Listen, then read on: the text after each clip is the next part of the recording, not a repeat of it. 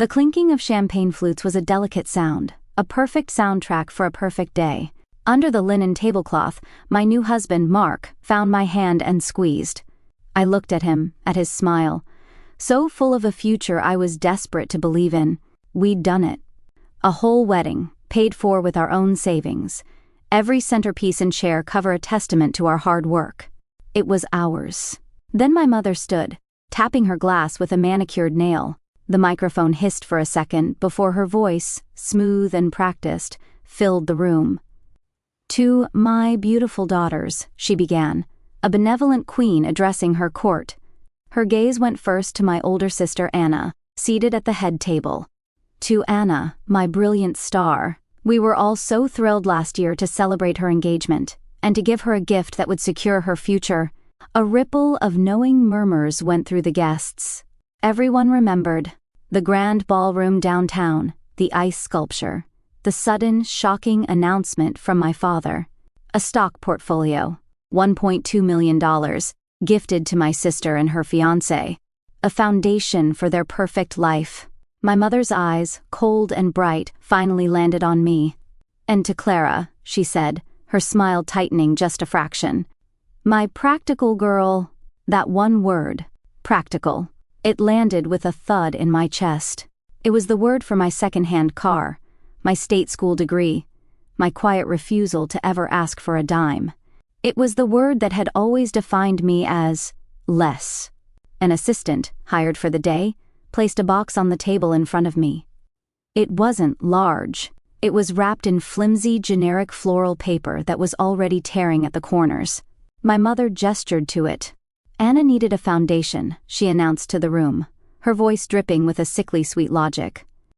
"But Clara, she has always understood the value of a good, hot cup of coffee to start a hard day's work." My hands felt clumsy as I tore the paper. Inside was a plain white box with cheap lettering, "Bridal Basics." A coffee maker, the kind you buy for a college student, priced at maybe $30 on a good day. A profound, suffocating silence fell over the reception hall.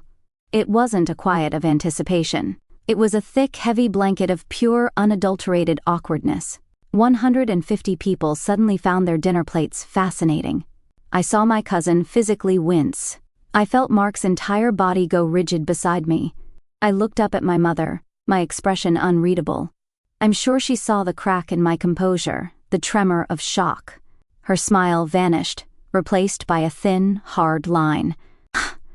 "Don't look so surprised, dear," she said, her voice dropping just enough to sound menacing. "We all have our role to play in this family." My skin felt hot, then cold. I was a statue at my own wedding, a spectacle of engineered humiliation. She saw the tears welling in my eyes and leaned into the microphone, her voice rising again for all to hear. "Don't be ungrateful," she commanded, her words a final, public slap. "Some people get nothing at all." Later that night, the wedding was over. Our small apartment was filled with gifts from our friends. A beautiful toaster oven, thoughtful checks tucked into cards, and there, on the kitchen counter, sat the coffee maker. It looked small and insulting under the warm light. I didn't break down. I didn't throw it against the wall. I just stared at it, the cheap plastic a symbol of a lifetime of subtractions. And in the quiet of my new life, I opened my laptop. I didn't start a thank you list. I started a spreadsheet. That night, I didn't just cry. I began to count every single sacrifice. The numbers on my laptop screen glowed in the dark apartment. I was never a spreadsheet person. I was a person of feelings, of art, of flowers. But tonight, I was a person of numbers. Every line item was a ghost of a sacrifice I had willingly made. I clicked open a folder of photos. There it was. Anna's engagement party. A memory so polished, it felt like a movie scene. She was wearing a silver dress that cost more than my car, a diamond, on her finger that seemed to pull all the light in the room toward it. My mother and father stood on either side of her, beaming, their faces masks of parental pride. "To our daughter," my father had boomed, "who deserves the entire world." I remembered clapping until my hands were red and numb, a smile cemented on my face. I was the supportive sister. It was my job. With a click, I closed the album. The past vanished. In the next browser tab, my business email was open. My floral design company, Willow Creek Designs. The one thing I had built from the dirt up, with my own 2 hands. A bold red notification was blinking next to an email from my orchid supplier. Invoice, $8,814. Amount due, $3,200. Notice, 15 days overdue. My stomach twisted into a knot of ice. I had planned to pay it last week, but I'd had to drain my business account to cover the final payment for the wedding caterer. The payment my mother had sworn she would make, before she'd called with a flimsy excuse. It was something about Anna, an unexpected property tax issue that had drained their accounts. I stared at the overdue notice, and a memory surfaced. A $5,000 wire transfer I'd sent my parents 8 months ago. They'd called it a short-term loan for a roof repair. It was never paid back. Now, I saw it clearly. It wasn't a roof. It was a down payment on my sister's perfect life. My money, funding the party where I was praised for being invisible. A sudden buzz from my phone made me jump.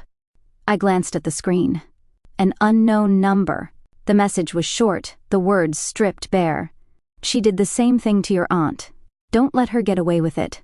I read it once, then twice. My mother's estranged sister, Carol. The one my mother only ever referred to as bitter and difficult. My heart started hammering against my ribs. A crack of light in a dark room. My fingers trembled as I typed back a reply, my world shrinking to the size of those 3 small words. Who is this? I woke up with a cold resolve sitting in my chest. I knew the call was coming.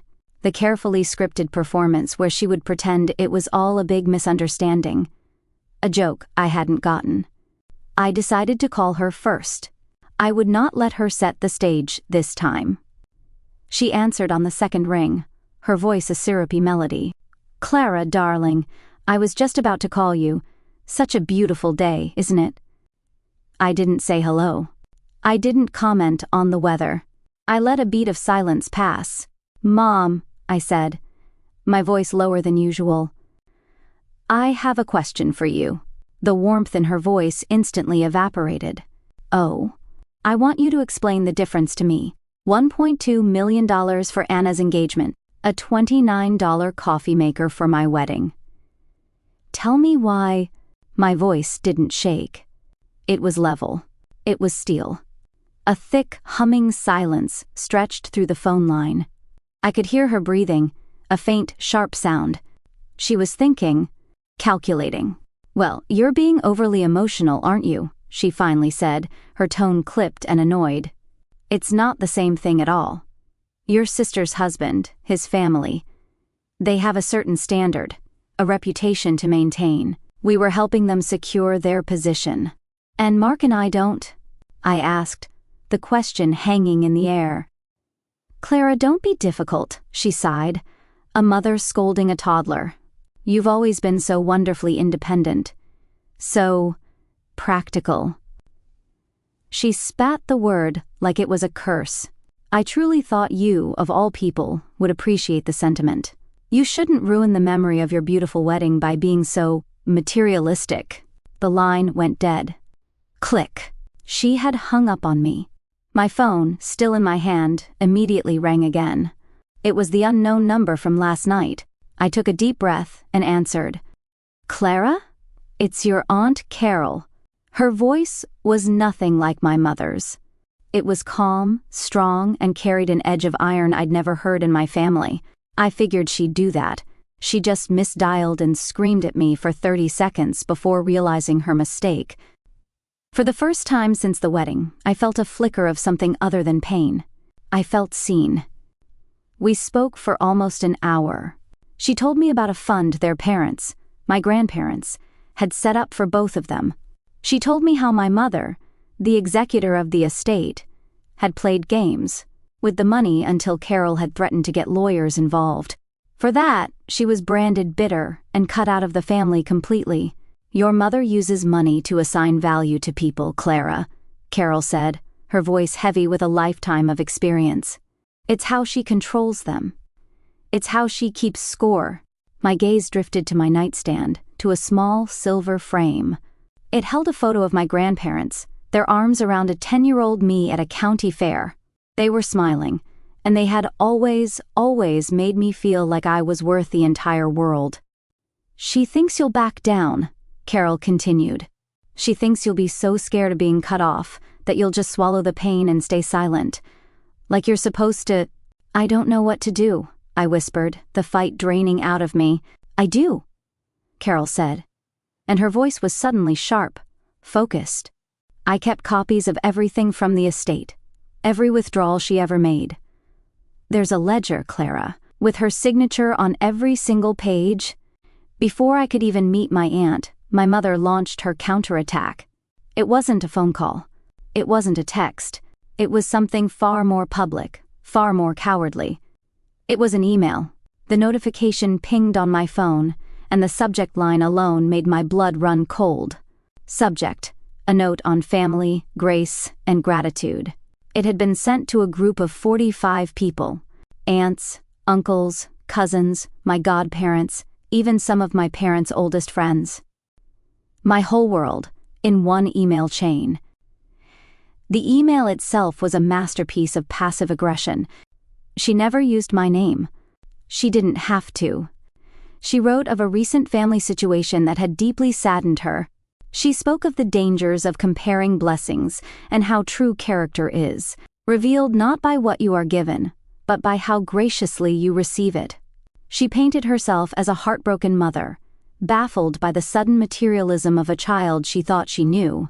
She finished it with a killer line, a performance of piety for the world to see. We have always tried to support our children in the specific ways they need it most. We just pray for understanding, and for a return to the loving spirit that has always defined our family. It was a public execution, wrapped in a prayer. And then, my phone began to buzz. And it didn't stop. From my Uncle John: I've just read your mother's email. She is heartbroken, Clara. You should be ashamed. From my cousin Sarah: wow. I never realized you were so focused on money. It's a bad look. Then, the one that cut the deepest. From my sister, Anna: you're embarrassing the whole family. You need to stop this, right now. Just drop it. Each text was a small, sharp stone.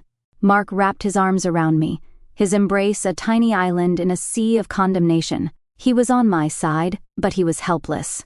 They were my family, and they were turning on me, one by one. She had won. She had painted me as a greedy, ungrateful monster, and they were all buying it. For a long, terrible moment, I almost buckled. I almost texted an apology, just to make the buzzing stop, to end the feeling of being so utterly alone. But then I thought of the bright red overdue on my supplier's invoice. I thought of my grandparents smiling in that silver frame. I thought of my mother's cold, triumphant eyes at my wedding. This wasn't about a coffee maker. This was about my value. And I was the only one left to defend it. I held down my finger on the screen and deleted the message from my uncle. Then my cousins. Then my sisters. I deleted them all. I opened a new text message, this one to Aunt Carol. My fingers were steady. The post-wedding family brunch is tomorrow, I wrote. I'll be there. And I'm bringing my own paperwork. Aunt Carol's house felt like a different world. It was small and quiet, filled with the scent of old books and lemon tea. There were no grand portraits on the walls, no crystal vases. It was a home, not a showroom. It was safe. She slid a heavy, leather-bound book across her oak dining table. It landed with a soft, solid thud. A ledger. Your mother and I were the original co-executors of your grandparents' estate, Carol said, her voice low. I insisted we log every single withdrawal. She called me paranoid. Now I call it insurance. I opened the book. The pages were thick, the lines filled with my mother's elegant, looping handwriting and Carol's sharp, precise print.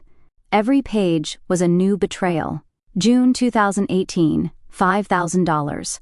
Purpose: loan for Anna's post-grad trip to Spain. December 2019, $7,200. Purpose, Anna's emergency dental work.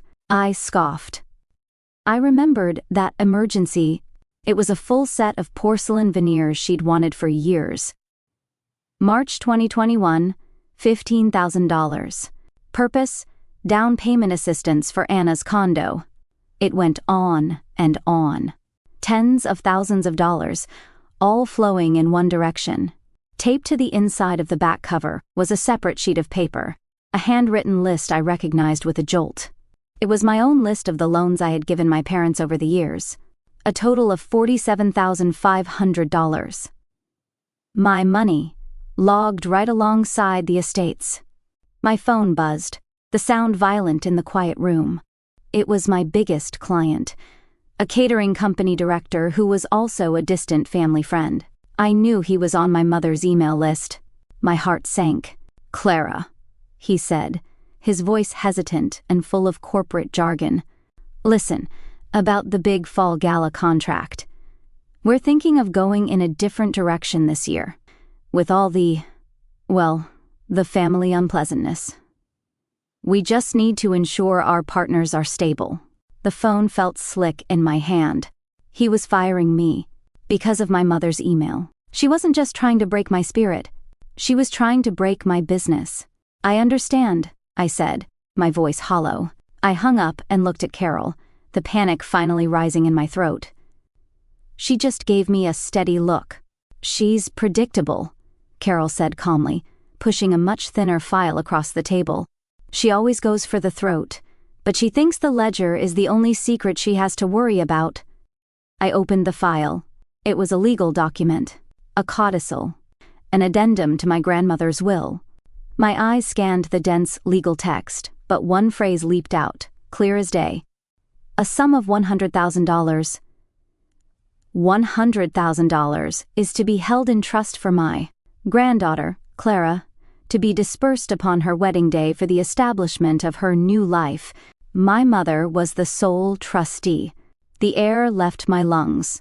The trust was dated 5 years ago. I stared at the paper, a cold, sickening clarity washing over me. The money for Anna's $1.2 million stock portfolio hadn't just come from my parents. It had come from me. It wasn't just favoritism. It was theft. We drove to a 24-hour print shop. The rhythmic hum and click of the industrial photocopier was the only sound. We made 15 copies of the ledger pages. 15 copies of the trust document. Tomorrow at brunch, my mother was expecting a tearful, broken apology. She was about to get an audit. The private dining room was my mother's natural habitat. It was all dark wood and hushed whispers, a perfect stage for her performance as the benevolent family matriarch. The entire extended family was there, seated around a long, polished table. Their faces were a carefully composed gallery of pity and disapproval, all directed at me.